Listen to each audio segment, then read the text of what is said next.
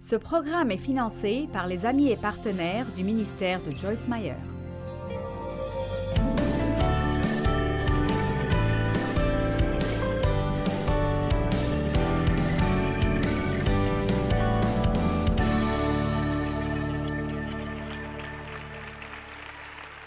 Merci d'être là. Nous sommes si heureux de vous avoir ici. Aujourd'hui, je voudrais vous parler de quelque chose que je n'ai jamais vraiment enseigné spécifiquement. C'est quelque chose dont j'ai parlé et j'ai encouragé les gens à faire. Mais je veux vous parler de l'évangélisation personnelle, de comment nous sommes tous appelés à partager l'Évangile avec les gens. Pas besoin d'avoir révérend devant votre nom pour être une personne appelée à parler aux autres de Jésus. Et je pense que les gens peuvent aller d'un extrême à l'autre. Ils peuvent soit être si audacieux qu'ils deviennent prêts d'être odieux et d'essayer de juste faire que tout le monde qu'ils voient aime Jésus. Et là, je pense que nous devons nous rappeler que vous ne pouvez pas faire manger quelqu'un qui n'a pas faim. Amen. Et j'ai remarqué dans les évangiles que Jésus n'est jamais allé supplier les gens pour qu'ils le laissent les aider. Il aidait toujours les gens qui voulaient être aidés.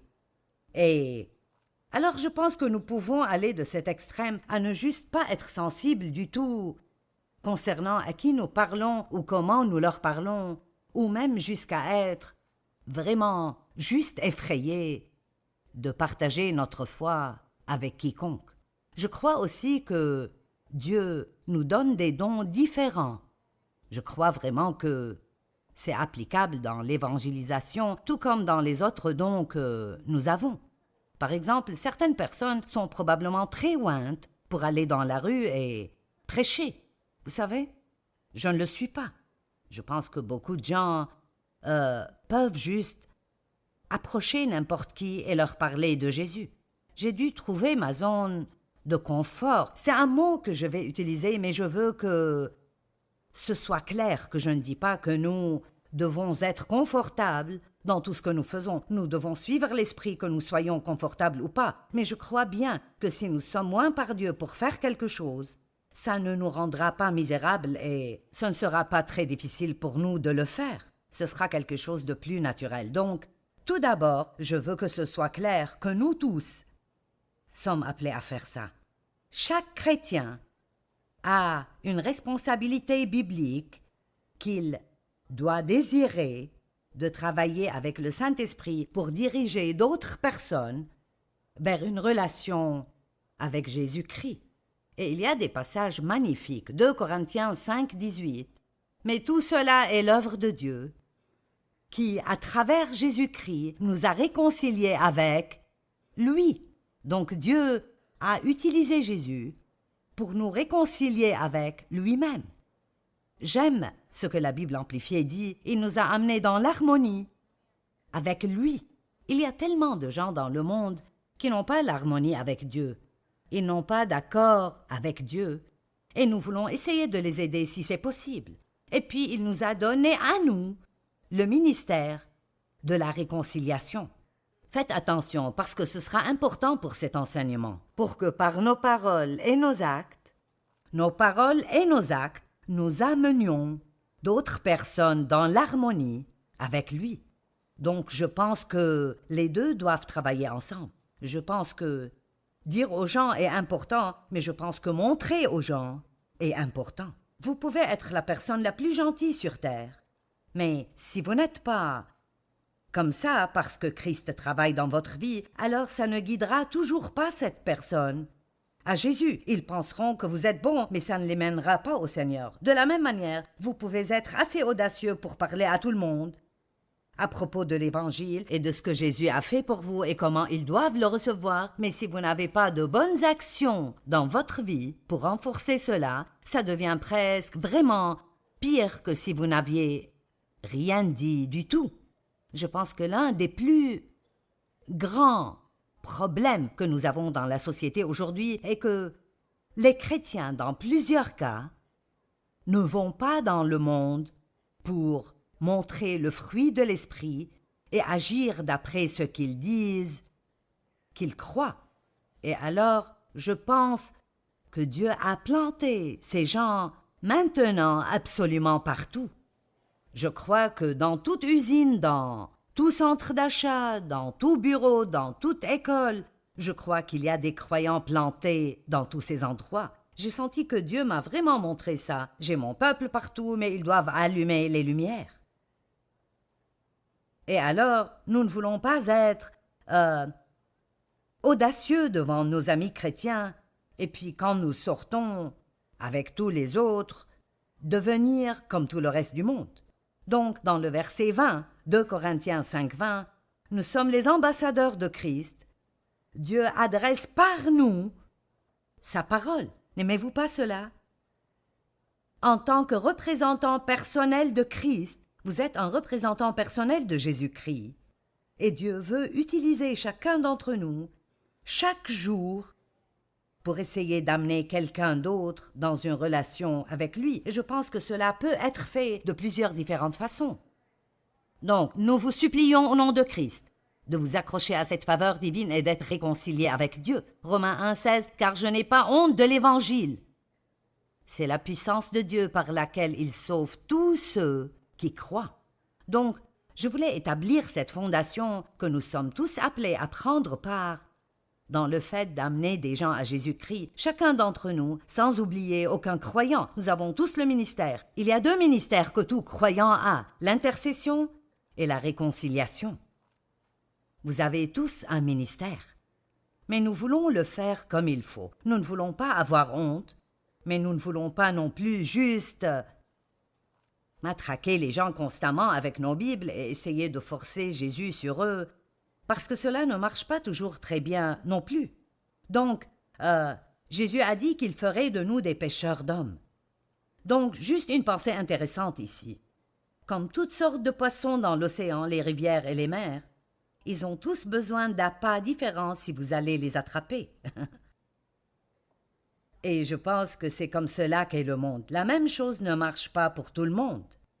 Et alors nous pouvons aller apprendre un tas de principes d'évangélisation, et chacun d'eux est peut-être bon, et chacun d'eux a peut-être sa propre place.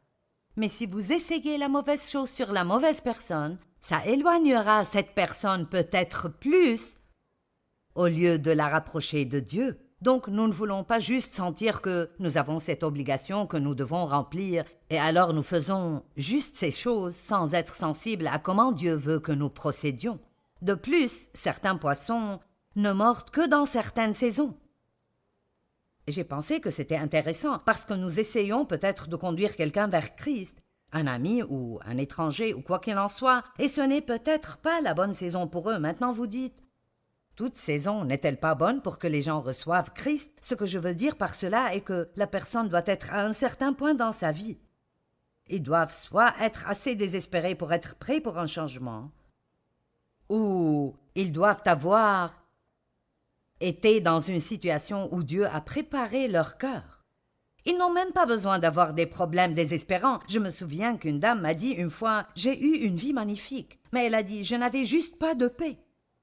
Il n'y avait rien en particulier qui me dérangeait, je n'avais juste vraiment pas la paix, et c'est cela qui m'a mené à chercher une relation avec Dieu. Eh bien, il y a des millions de personnes qui sont comme ça. Ils n'ont pas la paix, ils ne sont pas heureux, et je pense que l'une des choses que les chrétiens peuvent faire, tout chrétien peut faire cela, ceux qui nous regardent et chacun d'entre nous ici, si nous décidions juste chaque jour de sortir dans le monde et d'être heureux et en paix. Juste être heureux et en paix. C'est une nouvelle mission. Sortez dans le monde et spécialement allez au travail heureux et en paix parce que le monde n'est pas comme ça. Ils ne sont pas heureux, ils ne sont pas en paix et alors nous sommes dans le monde mais pas du monde. Et je pense que l'une des choses qui captureront l'attention des gens est que si vous êtes toujours en paix quoi qu'il arrive et si vous êtes heureux, je ne parle pas d'être stupidement content, mais si vous avez une joie consistante, les gens commenceront à se demander « Eh bien, qu'est-ce qu'il a que je n'ai pas? Et qu'est-ce qui est si différent en toi? » Et si nous sortons juste dans le monde et nous les faisons en quelque sorte avoir faim, nous sommes supposés être le sel et la lumière. Donc si nos vies font que les gens aient faim, vous m'avez déjà entendu dire ceci, mais je n'ai jamais eu de paix dans ma vie, j'ai grandi dans une maison de tension, de cris, de disputes et de colère tout le temps, et vraiment, honnêtement, je ne savais pas ce que la paix était. Je ne savais vraiment pas ce que c'était d'avoir la paix. Eh bien, quand j'ai épousé Dave, il est juste le sommet de la paix, et pendant un temps, ça me dérangeait presque, parce que je pensais, tu dois t'énerver à cause de ces problèmes que nous avons. Et il ne faisait pas cela. Mais après un certain temps, j'ai voulu ce qu'il avait. J'ai pensé, s'il peut avoir cela, alors je peux l'avoir aussi. Donc chaque personne qui nous regarde aujourd'hui, je vous demande de sortir dans le monde, d'être heureux, d'être en paix. Et puis quand les gens vous demandent, comment peux-tu être si heureux quoi qu'il arrive? Comment peux-tu avoir tellement de paix? Pourquoi n'as-tu pas peur de ce qui arrive dans le monde? Puis vous avez l'opportunité de dire, vous savez, j'étais comme cela. Je pense que c'est toujours bon de dire aux gens, j'étais comme ça. Ne faites pas penser aux gens que vous êtes parfaits et que vous n'avez aucun problème. J'étais comme cela, j'avais beaucoup de peur dans ma vie. Je m'inquiétais tout le temps, j'étais énervée tout le temps. Mais après, j'ai rencontré Jésus-Christ et j'ai découvert qu'il était ma paix et que mon espérance était en lui. Et pour être honnête, vous ne devez même pas dire plus que cela. Et si la personne est intéressée, elle vous posera une autre question. Et elle ne vous le demandera peut-être pas alors, ce sera peut-être plus tard, mais elle vous demandera. Maintenant, je veux dire quelque chose que mon gendre m'a dit et j'ai pensé que c'était bon. Il a dit, il est un pêcheur, et il a dit, j'essaie d'amener mes enfants à la pêche avec moi, mais ils ne veulent pas aller pêcher, ils veulent aller attraper. Et je pense que c'est ce que beaucoup de chrétiens veulent faire. Ils ne sont pas prêts à investir le temps qu'il est nécessaire d'investir dans la vie de quelqu'un pour les amener au point où ils mordront à l'appât. Et alors je suppose que je veux juste dire aujourd'hui, êtes-vous prêts à investir du temps dans la vie des gens? Vous savez, parfois, nous devons être... Je me souviens de Watchman Nee. C'est un enseignant dont j'ai beaucoup joui, mais qui n'est plus vivant, mais il dit, si nous voulons vraiment aider d'autres personnes, nous devons les rejoindre là où ils sont. Nous ne pouvons pas les amener à là où nous sommes. Maintenant, je ne veux pas dire que vous devez aller vous asseoir à une taverne locale chaque nuit parce que c'est là que la personne que vous voulez servir est. Mais d'un autre côté, cela ne veut pas dire que vous ne pouvez pas déjeuner avec eux. Cela ne veut pas dire que vous ne pouvez pas être leurs amis parce que les gens dans le monde sont dans une situation désespérée. Et je veux vous encourager de, chaque jour de votre vie quand vous sortez, et ceci m'a même rappelé de le faire de nouveau. Père, utilise-moi aujourd'hui pour amener quelqu'un plus près de toi.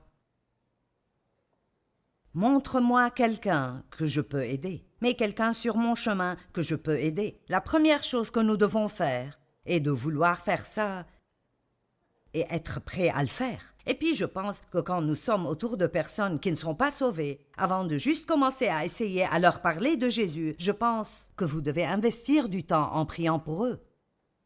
Amenons-les à la bonne saison pour qu'ils mordent. Père, attendris leur cœur. Fais qu'ils ne soient pas satisfaits par le mode de vie qu'ils ont. Fais qu'ils aient faim pour toi. Rends-les ouverts, Seigneur, ouvre leurs yeux. Je réalise ces derniers temps que les gens dans le monde, tellement de gens dans le monde sont absolument aveugles. Ils ne comprennent juste pas. Vous savez, je pense parfois, comment pouvez-vous possiblement passer votre vie à essayer de vous débarrasser de Dieu? Je ne comprends juste pas cela. Et leurs yeux sont aveugles, ils ne voient juste pas. Alors nous devons prier plus pour que Dieu ouvre les yeux des gens, pour qu'ils voient ce qui leur manque et ce qui leur est disponible. Maintenant, écoutez-moi. Quand j'étais une chrétienne très nouvelle, qui commençait juste ce que j'appelle ma marche sérieuse avec Dieu, je suis allée à une église qui était vraiment concentrée sur l'évangélisation de rue et la distribution de prospectus. Et en fait, j'en ai toujours un ici, Souris, Jésus t'aime. Et un été, j'ai pris un groupe de dames et nous avons mis 10 000 de ceux-ci sur des pare-brises. Nous sommes allés au parking du magasin à Fenton et je crois que cela a fini par aider quelqu'un. J'ai senti que Dieu m'avait mis ça sur le cœur et je l'ai fait. Mais j'ai fait d'autres choses avec lesquelles je n'étais pas à l'aise, simplement parce que l'Église nous avez fait sentir que si vous ne le faites pas, vous n'aimez pas vraiment Dieu. Nous devons faire très attention de ne pas faire que les gens se sentent coupables parce qu'ils ne veulent pas faire les choses de la manière dont nous sommes doués pour le faire. Et je vais redire ça. Parfois, si nous avons un don de faire quelque chose, c'est si facile de nous attendre à ce que tout le monde fasse cela, et même de les juger vraiment s'ils ne le veulent pas. Et alors, l'une des choses qu'il voulait que nous fassions était de sortir le samedi matin. Nous sommes allés au centre-ville, nous sommes allés vers les gens pour dire « Jésus t'aime, puis-je te donner cela ?» Et alors, j'y allais. Eh bien, je ne l'oublierai pas, la première personne à qui j'en ai donné un m'a tapé la main.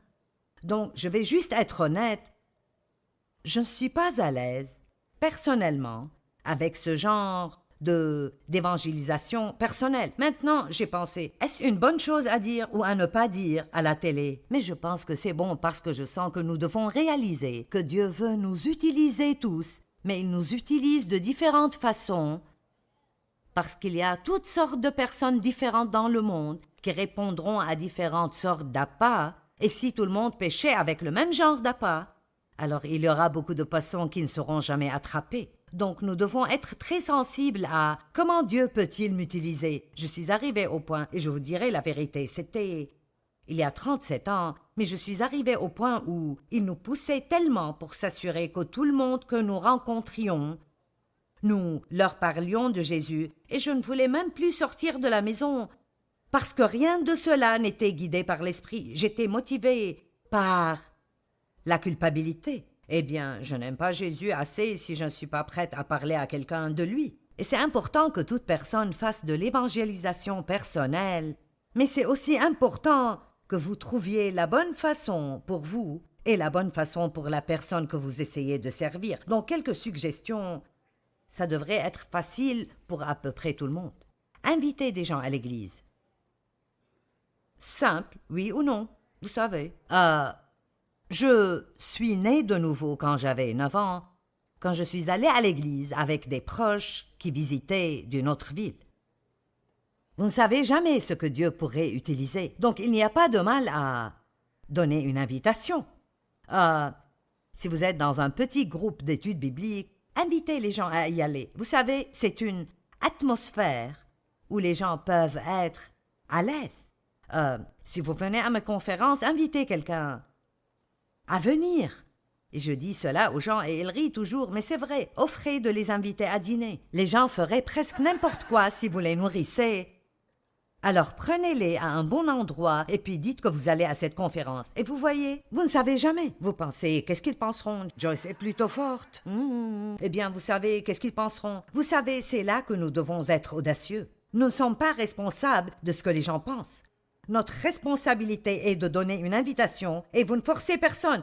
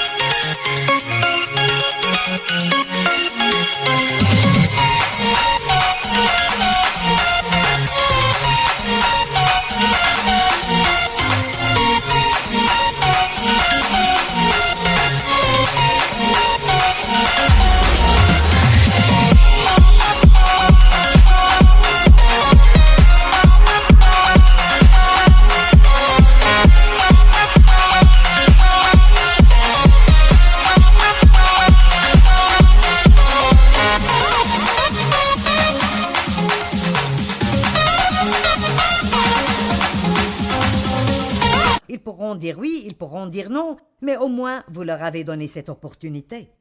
Alors, je veux vraiment vous encourager à être impliqués. Une autre chose que vous pouvez faire est de garder des livrets, des livres, ou des prospectus, ou quoi que ce soit d'autre, avec vous en tout temps, quand vous sortez. Comme ma fille Sandra, elle porte une boîte pleine de mes livres dans le coffre de sa voiture. Donc, pour donner un exemple, elle paye à la caisse d'un magasin. Elle est très amicale. Comment vas-tu?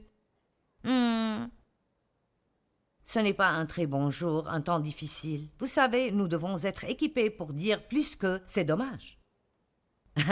Nous avons la réponse des gens, et alors, au moins dites « Oh, je suis désolé, je prierai pour toi », et puis faites-le. Juste même dire à quelqu'un que vous prierez pour lui peut lui dire quelque chose sur le fait que Dieu s'occupe de lui. Ou « Je suis désolé que tu passes par des temps si difficiles, mais Dieu t'aime. » Vous savez, des choses simples, comme ça. Je ne pense pas que nous devons avoir peur de faire ce genre de choses. Maintenant, s'occuper de ce que les gens pensent peut nous barrer le chemin et devenir un grand problème. Mais tellement de fois, elle retourne à la voiture et amène l'un de mes livres et le ramène dedans. Maintenant, elle a un avantage. Ma mère...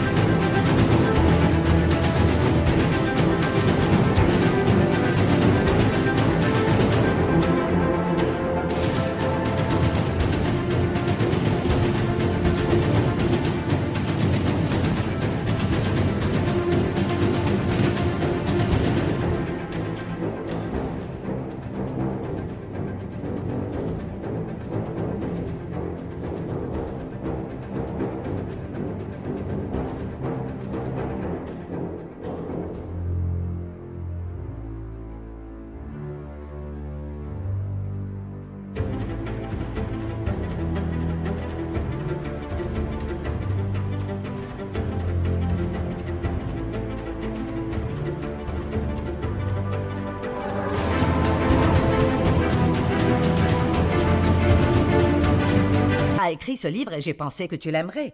Mais vous pouvez dire « Une amie vraiment proche a écrit ce livre et j'ai pensé que tu l'aimerais. Êtes-vous prêt à aller à la pêche? Ou est-ce que vous voulez juste aller attraper? » Je pense que pour moi, et c'est juste moi, la meilleure façon pour moi de faire de l'évangélisation personnelle est de vivre ma vie devant les gens, de ne pas avoir peur de les laisser savoir que je suis chrétienne. Vous ne pouvez pas être près de moi et ne pas savoir que j'aime Dieu parce que je pense qu'en parlant de lui dans notre conversation de tous les jours, je prierai à ce propos, ou j'ai prié, où nous pouvons mettre notre confiance en Dieu, juste de petites phrases qui vous ressemblent. Si nous jetons ces graines dans le monde, elles feront que les gens sachent où vous vous tenez. Et puis soyez sensibles concernant où cette personne est. Sont-ils prêts pour que je leur dise quelque chose? Est-ce que j'ai besoin de prier pour que leur cœur s'ouvre? Ai-je besoin de prier pour que Dieu attendrisse leur cœur? Parfois, vous arrosez une graine que quelqu'un d'autre a plantée. Parfois, vous plantez une graine et vous ne voyez jamais la récolte. Quelqu'un d'autre vient et l'arrose, et puis Dieu amène une récolte. Tout ce que nous devons faire est juste d'être ouverts à Dieu pour faire les choses qu'il veut que nous fassions. Laissez-moi clôturer avec Matthieu 5. Vous êtes la lumière du monde. Une ville au sommet d'une colline n'échappe pas au regard. Il en est de même d'une lampe. Si on l'allume, ce n'est pas pour la mettre sous une mesure à grains. On la fixe sur un pied de lampe pour qu'elle éclaire tous ceux qui sont dans la maison. Alors n'allez pas à l'église le dimanche pour que votre lumière s'allume et puis allez au travail le lundi et vous mettre la tête sous un panier pour que personne ne vous juge ou critique parce que vous êtes chrétien. Que votre lumière brille devant les hommes pour qu'ils voient votre excellence morale et vos actes dignes de louange, pour qu'ils voient le bien que vous faites et qu'ils en attribuent la gloire à votre Père céleste. Je dis cela tout le temps, mais l'une des meilleures façons de servir un pécheur est de faire quelque chose pour lui quand il a un besoin, spécialement si c'est quelqu'un qui a peut-être été méchant envers vous ou qui vous a critiqué ou jugé. Maintenant, je veux dire ceci dans ce message aussi, vous savez. L'une des choses dont nous pouvons être très coupables en tant que chrétiens est de nous entourer de chrétiens. Parce que c'est plus confortable pour nous et nous ne nous mettons pas dans une position où nous pouvons servir des non-croyants parce que franchement, il n'y en a pas tellement dans nos vies. C'est facile d'avoir juste notre petite culture chrétienne avec notre petite langue chrétienne et nos livres chrétiens et nos CD chrétiens et nos amis chrétiens et notre musique chrétienne sans jamais sortir de ce domaine. Pasteur Mike m'a dit quelque chose un jour que j'aime vraiment. Il s'exerce régulièrement et j'ai dit « Pourquoi tu ne t'entraînes pas à la maison ?» Et il a dit, je vais exprès à la salle de gym parce que c'est là où je suis entouré de non-croyants. Et j'aime cela. Et il y a deux autres choses qu'il fait que je ne mentionnerai pas. Il va exprès vers ces gens au lieu de choisir un chrétien qui pourrait faire la même chose. Il va vers eux exprès parce qu'il veut être disponible si Dieu a besoin de lui. Amen. Maintenant, il m'a dit récemment, Dieu m'a vraiment mis sur le cœur cette année qu'il veut que j'aime plus d'étrangers. Et j'ai dit, oh, c'est bon, moi je travaille toujours sur mes amis. Je blague, mais nous pouvons nous entourer de chrétiens et nous n'obtenons jamais l'opportunité de servir des non-croyants. Laissez-moi finir avec ce verset. J'ai dit que j'allais finir avec le précédent, mais je n'ai pas dit la vérité. Matthieu 9,10. Un jour, Jésus était à table chez Matthieu. Or, beaucoup de collecteurs d'impôts et de pêcheurs notoires étaient venus et avaient pris place à table avec lui et ses disciples. Pouvez-vous imaginer comment les gens religieux de ce jour ont répondu à cela?